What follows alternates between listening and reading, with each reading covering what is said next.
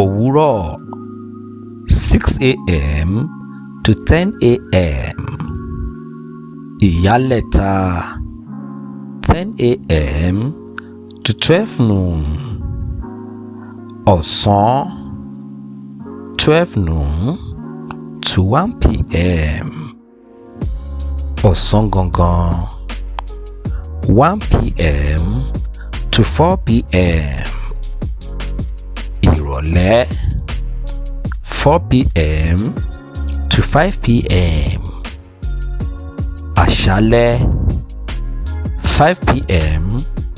to 7 p.m.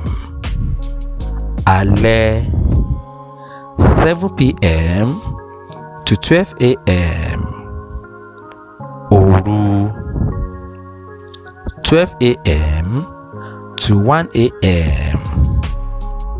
ọ̀gànjọ́ 1 a.m. to 2 a.m. àjìn 2 a.m. to 4 a.m. àfẹ̀mọ́jú 4 a.m. and 6 a.m.